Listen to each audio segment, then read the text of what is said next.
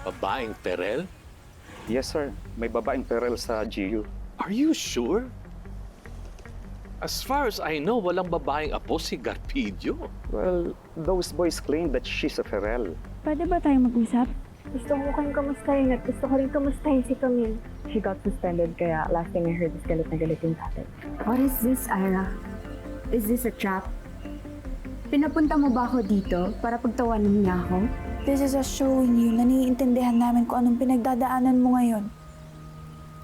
Gusto ka namin i-assure na kung ano man yung pinagdadaanan mo, andito kami para sa'yo. At kung kailangan mo ng tulong, handa kaming tulungan ka kahit ano pa yan. Still alive, Rogelio? I should ask you that question. Ang masamang damo talaga, mahirap mamatay. So, what's with this call? Is the world ending? No, not yet. Pero itong si George, isa sa mga tao ko, had an unfortunate encounter with your apos. Yan ata ang superpowers mo, Florence. Lahat eventually, gusto ka maging kaibigan. Even si Antonia, na dating ex ng boyfriend mong si May. Gusto ko nang magbagong buhay, you know? Ayoko nang magsabi ng mga masasamang words sa ibang tao. Pero Florence deserves you. Hindi naman sa gusto kong manira, pero be careful of Antonia. Bakit naman? Well, she's the real deal, Florence. I mean, I admit that I'm not a good girl. But Antonia, parang may tinatagong ibang persona. At yun yung mas nakakatakot. Excuse me, Don Ferrer. Andito na po si Florence. Lola Cart? So, you're Florence de la Cruz.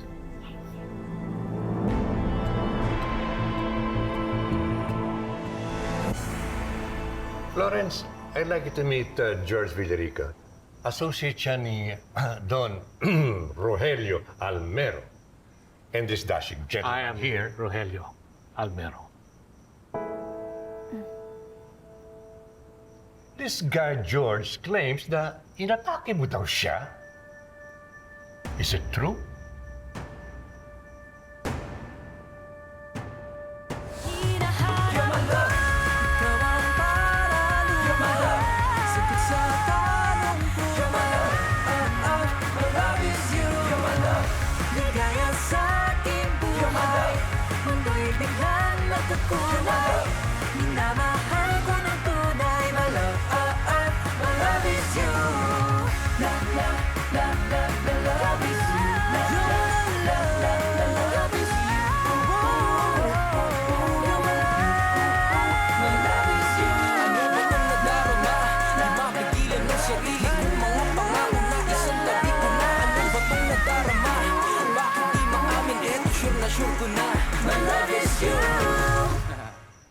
Opo, Lola Garb. Totoo po yun. So it's true. Sinipa ko po siya sa... Pip! Pip, pip. Unang-una, bakit ka nakialam? He was talking with his daughter. And then when he asked you to leave them alone, you kicked him there. Very disrespectful, Florence. I cannot tolerate such behavior. Cannot be.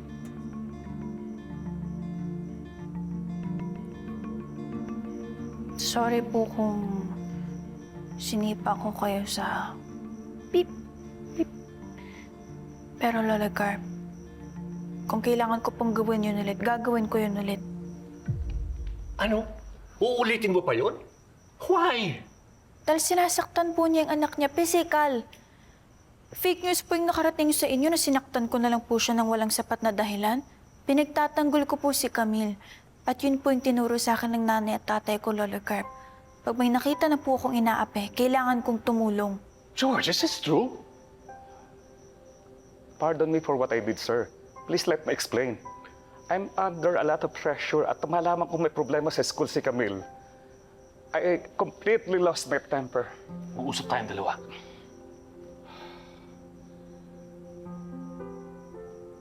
What you did is admirable, Iha. I commend your courage for standing up for others. So, we've settled everything then, Almero. And the both of you don't have any more business here. So I suggest you just go. I think I also owe Carpidio an apology. I'm sorry to have wasted your time.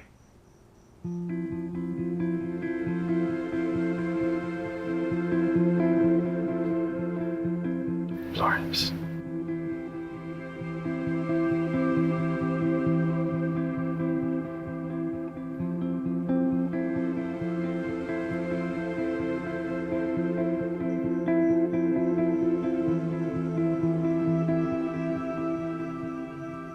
Totoo bang sinipa mo siya doon mismo?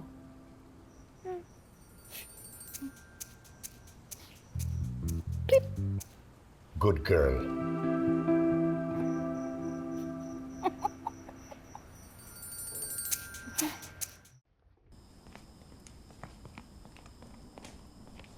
Hiniya mo ko sa harap ni Carpito. Pero sir, nakialam siya sa usapan namin ni Camille. Sinaktan mo sarili mong anak. Binigyan tayo ng mga anak para mahalin. Para alagaan, arugain, protektahan, at hindi para saktan. If you lay hands on your daughter again, I'm going to destroy you. Ngayon, umalis ka sa harap ko.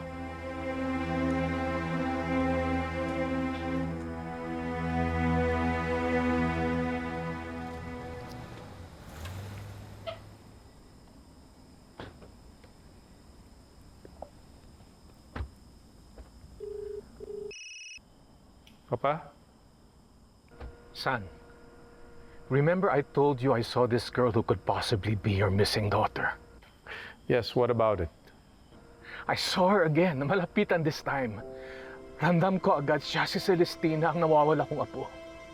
Son, I think I have found your daughter.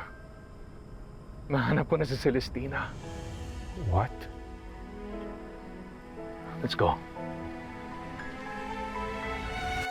You guys think Florence will be okay? Lolo Garp Lucanimadong nalaman niyang nangyari kanina.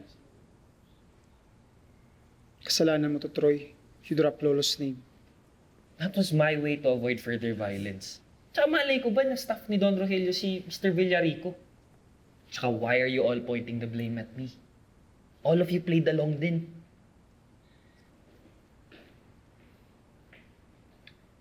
What's up, boys? Nothing, Lolo. We're just discussing yung Grand Geoball. Oh, Lolo. Kakaiba kasi this year. Oh, Lolo, it's gonna be a charity event. Do you believe them? Hindi. Kasi nung dumating po tayo, bigla silang tumahimik. Tapos parang kinabahan sila bigla. Eh diba sabi po nila, ang mga marites, kapag ikaw ang topic nila, tatahimik sila bigla pag dumating ka. Sino si Marites? Ay, hindi po marites po yung mga chismosa.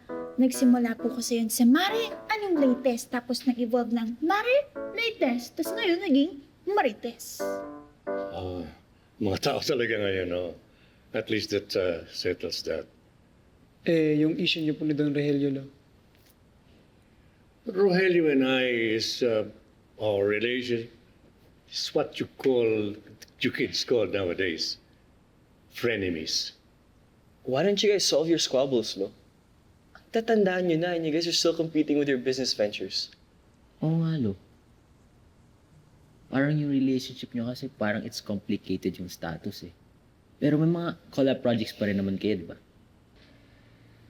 Yung on and off battle between me and Rogelio goes a long way back. And it's not just about politics. Don't tell me, Lo. Nagkaroon din kayo ng competition sa love. Yup. Rogelio and I are best friends. Ako pa nga naging tulay para sa panliligaw niya sa lola niyo. Kaso, mas naging close kami ng lola niyo. Sa madaling sabi, naging kami. Lodi ka talaga, Lo. Lolo Garp lang, malakas. Yun lang po namin nalaman na nagkagusto pala si Don Rogelio kay Lola.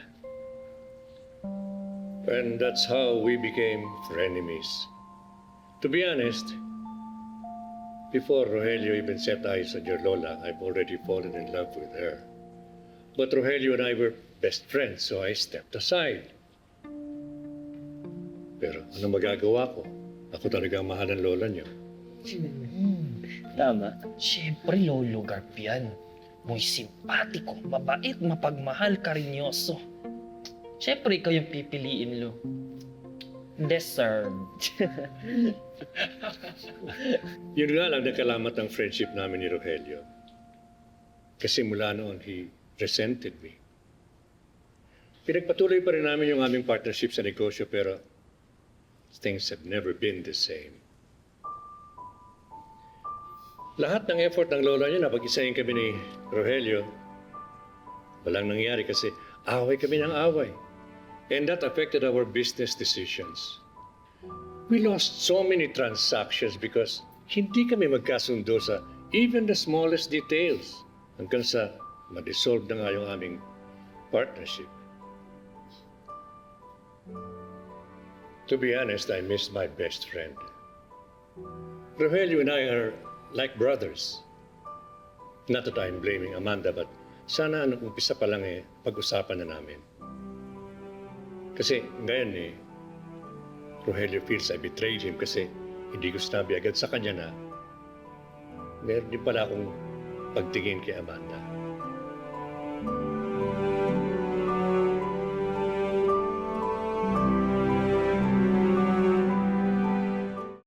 Guys, help me.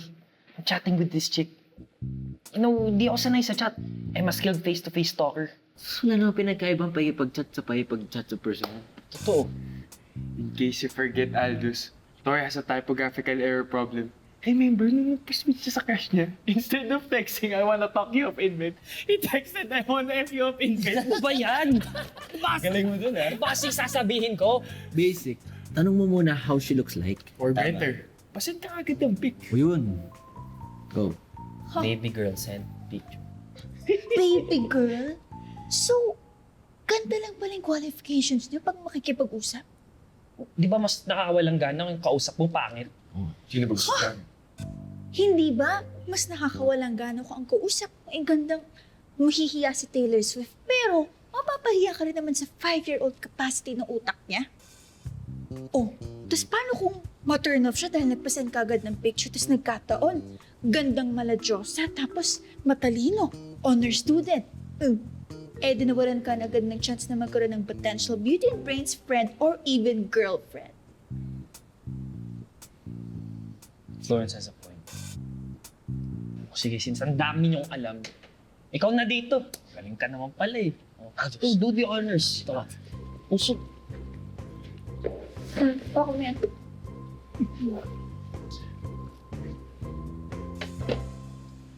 Sige na.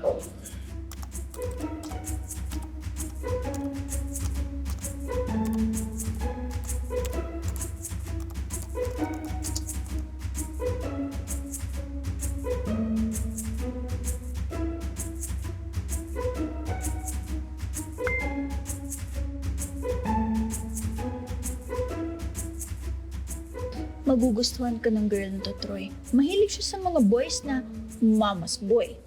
Tulad ni Cedric Errol, yung bida sa favorite novel niya. Parang ikaw, mama's boy. Mama's boy, di oh. Hindi? Parang hindi. Araw-araw kaya kitang naririnig tinatawagan mo yung mama mo. Good night, mama. Good morning, mama. I love you, mama. I miss you. Sweet naman. So, mama's boy ka in a positive light. Wala angas mo.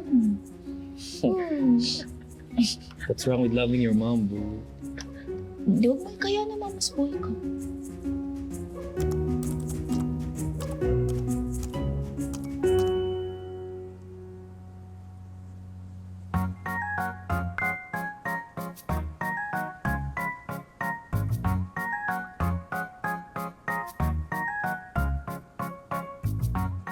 Army.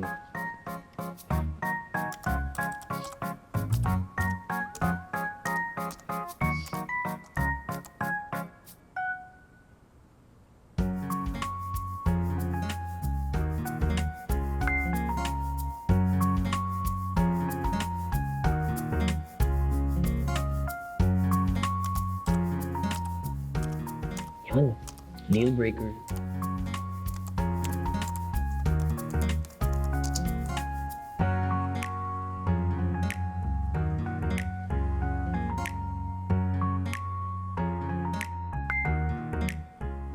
Uy! I like this girl. Huh?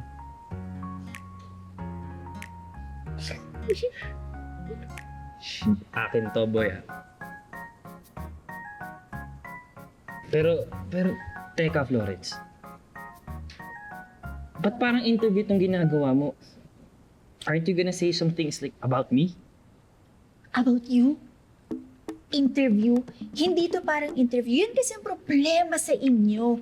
Masyado kayong puro tungkol sa sarili nyo. Sa kagustuhan nyo magpa-impress, puro tungkol sa sarili niya yung pinag-uusapan. Yung pogi ko, ito yung gusto ko, mabasketball ako, anye. So, nawawala ng interest yung mga kausap nyo sa inyo. Kung gusto niya talaga yung babae, dapat iparamdam nyo na interesado kayo sa kanya. It's there not to like.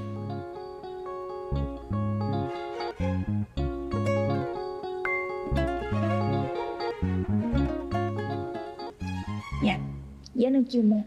Ngayon ka mag-chat tungkol sa sarili mo. Hindi ko kasi mula pa lang. Game time. Scotch time, boys.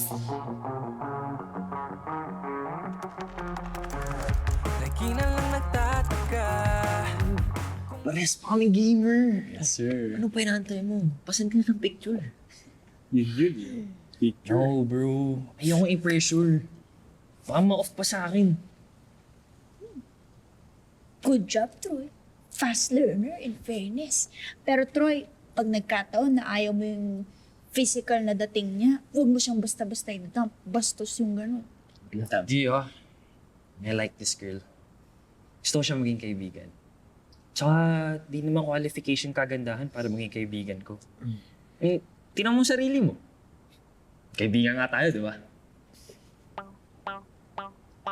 Sinasabi mo bang hindi ako maganda? Eh bakit pag tumitingin ako sa mga reflection, gandang mala beauty queen naman ang nakikita ka? Napakaganda mo kaya nakakahalina. Yung tanungin mo pa si Nero. Saan yun? Saan na yung mox na yun?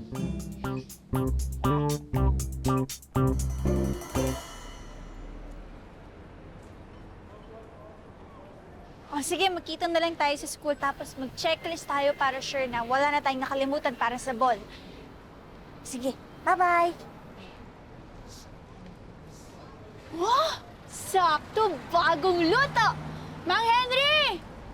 Yung dati nga po, yung malaki, pero yung hindi masyadong big, yung sakto lang, yung katamtaman lang yung size, yung hindi masyadong big deal. Yan. Tapos yung favorite sauce ko, Yan. Yung isa, kuya. Florence? Yan. Ay. Don Rogelio, kayo po pala. Magandang araw po. Look, Florence, I'm sorry that we met under unfortunate circumstances. Pero when I learned na may insidente ang mga apo ni Don Carpillo with one of my people, I had to deal with it right away. Carpillo and I have had a colorful history, kaya kinailangan ayusin ko kaagad bago lumala. Naiintindihan ko naman po. Wala kayong dapat ipag-alala. Pero ngayon na alam ko ng totoo, I have dealt with George at ina-assure kita na hindi na sasaktan si Camille. Mabuti naman po pala kung ganun. Oh, but look, what do we have here? Paborito mo rin ba si Mang Henry? Yung chicken ni Mang Henry? Opo, yan po ang paborito ko manok sa buong Levante. Oh. Pag malungkot nga po, yan ang comfort food ko, napapasaya ko niyan. Unti na nga lang, tatawagin ko rin po yung joyful chicken ni Mang Henry. Kayo rin po ba? Favorite nyo yan? Naman! Alam mo ba na ang ginagamit ni Henry pang ihaw ay kahoy ng mangga, kaya masarap ang manok niya? Ha? Astig! Ang dami nyo rin po palang alam tungkol sa pagkain. Actually, hindi ako nag-discover ng lugar na to. It was my daughter-in-law, Aliana. Unfortunately, wala na siya dito. Kaya napapadaan ako dito para lang maalala siya. how wonderful a woman she was. Sad naman po nun. Pero okay lang po yan. Huwag kayong mag-alala kasi... Naamoy niyo po ba yun? Naamoy niyo po ba yun? Nangangamoy ang bagong inihaw na manok ni Mang Henry. Ang powerful ng amoy, di ba? Amoy na amoy!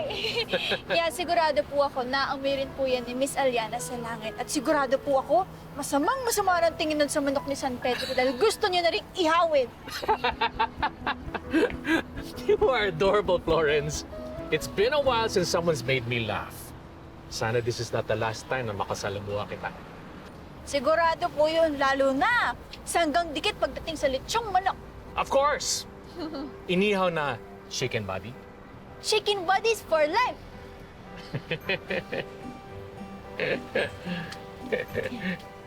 Oh, order na tayo!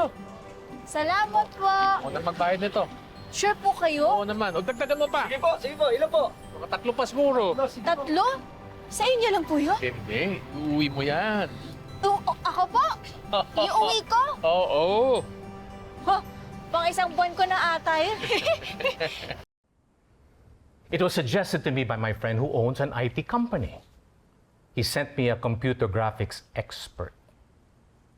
Siyempre, hindi ako naniwala nung sinabi ng computer graphics specialist na kayang i-approximate ang itsura ni Celestina if she grows up into a young woman by uploading her baby picture. Tingnan mo. That is the rendered picture. That is Celestina's baby picture. Malakas ang kutob ko na this is your missing daughter, si Celestina. I believe that this girl is my granddaughter.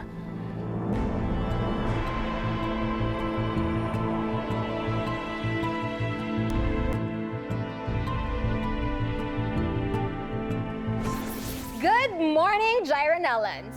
And we just finished the final plans for this year's Grand GU Ball. Confirmed! For the first time ever in university history, this year's ball will be about giving back. A charity event with the theme, Return to Kindness. I'm happy that you invited me, sir.